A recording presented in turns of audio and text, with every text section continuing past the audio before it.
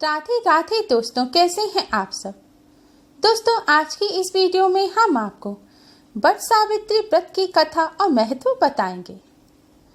दोस्तों, वट सावित्री का व्रत स्त्रियां अपने पति की लंबी आयु और संतान प्राप्ति की कामना के लिए करती हैं। उत्तर भारत में यह व्रत काफी लोकप्रिय है। इस व्रत की तिथि को लेकर पौराणिक ग्रंथों में भी भिन्न भिन्न मत मिलते हैं।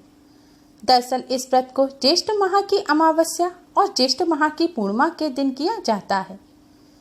एक ओर जहां निर्णयामृत के अनुसार वट सावित्री व्रत ज्येष्ठ मास की अमावस्या को किया जाता है, तो वहीं स्कंद पुराण एवं भविष्योत्तर पुराण इसे ज्येष्ठ पूर्णिमा पर करने का निर्देश देते हैं। वट सावित्री पूर्णिमा व्रत दक्षिण भारत में किया जाता है, वहीं ज्येष्ठ मास की अमावस्या पर यानी कि वट सावित्री अमावस्या व्रत उत्तर भारत में विशेष रूप से किया जाता है। यह व्रत अखंड सौभाग्य की प्राप्ति के लिए किया जाता है।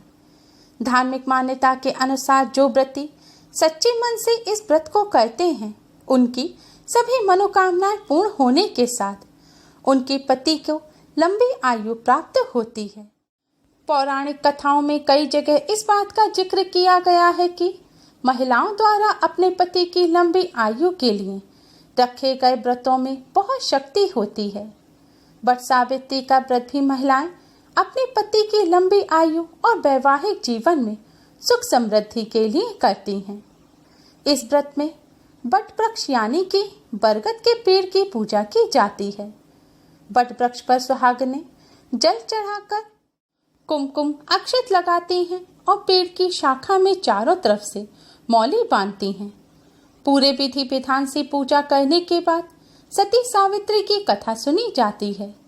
कहा जाता है कि इस कथा को सुनने मात्र से ही सौभाग्यवती महिलाओं को अखंड सौभाग्य की प्राप्ति होती है, वैवाहिक जीवन सुखमय बनता है, संतान सुख की प्राप्ति होती है और घर में सुख समृद्धि और शांति बनी रहती है। वट सावित्री व्रत की कथा इस प्रकार है। कथा के अनुसार मद्र देश के राजा अश्वपति ने पत्नी सहित संतान के लिए सावित्री देवी का विधि पूर्वक व्रत तथा पूजन करके पुत्री होने का वर प्राप्त किया। सर्वगुण संपन्न देवी सावित्री ने पुत्री के रूप में अश्वपति के घर में कन्या के रूप में जन्म लिया। कन्या के युवा होने पर अश्वपति ने अपने मंत्री के साथ सावित्री को अपना पति चुनने के लिए भेज दिया। सावित्री अपने मन के अनुकूल वर का चयन कर जब लौटी, तो उसी दिन महर्षि नारद उनके यहाँ पधारे।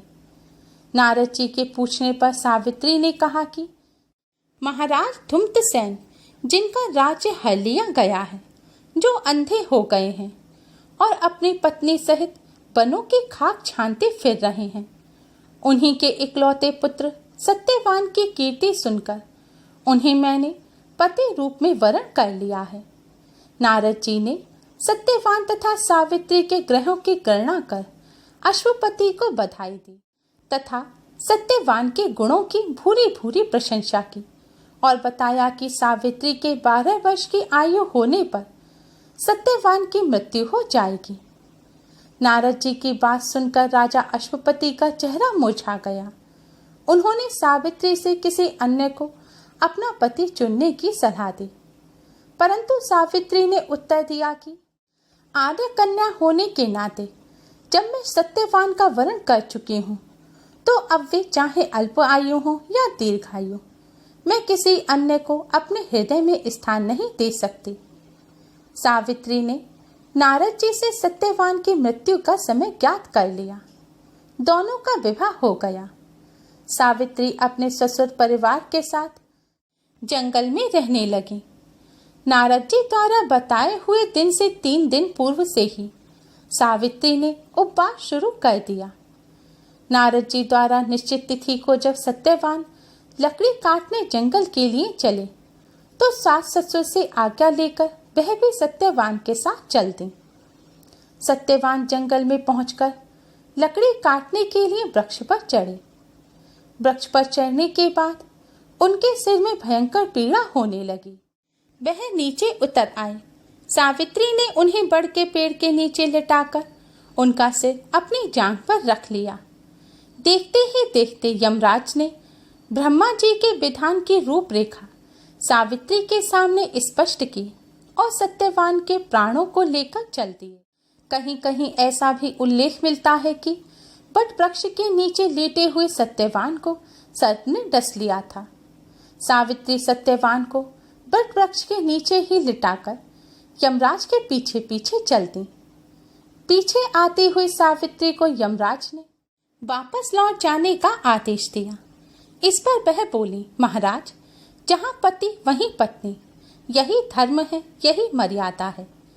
सावित्री की धर्मनिष्ठा से प्रसन्न होकर यमराज बोले कि पति के प्राणों के अतिरिक्त कुछ भी मांग लो। सावित्री ने यमराज से सास ससुर के आंखों की ज्योति और दीर्घायु मांगी। यमराज तथास्तु कहकर आगे बढ़ गए।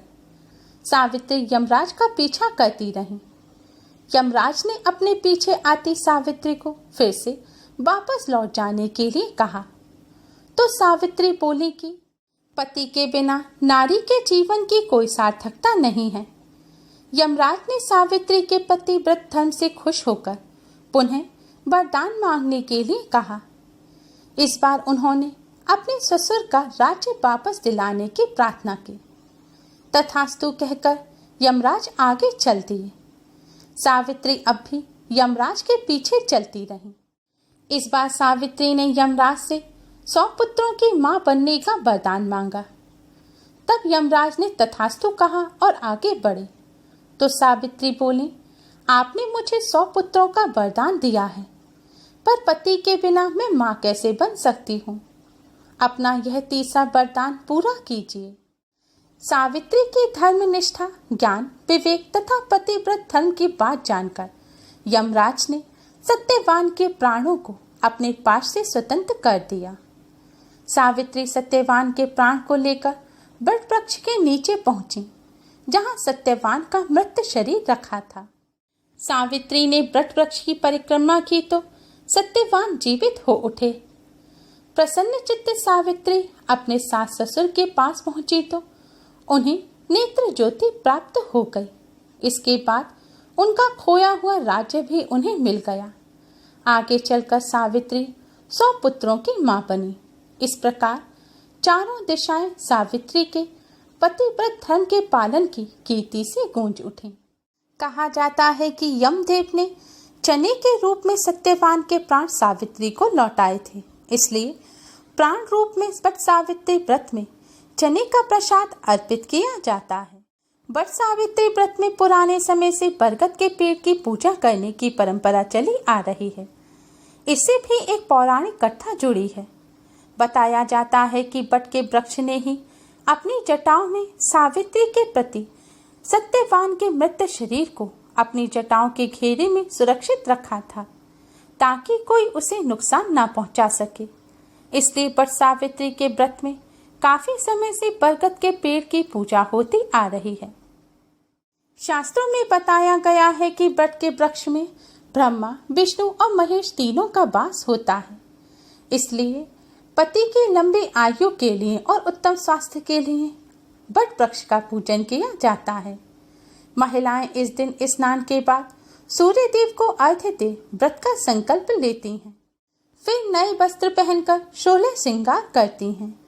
इसके बाद पूजन की सारी सामग्री को एक टोकरी, प्लेट या डलिया में सही से रख लिया जाता है। फिर वट यानी कि बरगद वृक्ष के नीचे सफाई करने के बाद वहां सभी सामग्री रखने के बाद स्थान ग्रहण किया जाता है।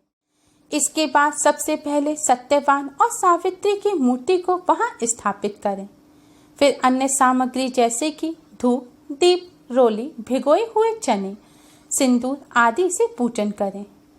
इसके बाद धागे को पेड़ में लपेटते हुए जितना संभव हो सके 5, 11, 21, 51 या फिर 108 बार बरगद के पेड़ की परिक्रमा करें। इसके बाद व्रत की कथा को सुना जाता है। दोस्तों, वट सावित्री व्रत दूसरे व्रत से थोड़ा सा अलग होता है। इसमें पूरे दिन व्रत रखने की जरूरत नहीं होती। आप तब तक कुछ नहीं खा पी सकती जब तक कि पूजा ना कर लें।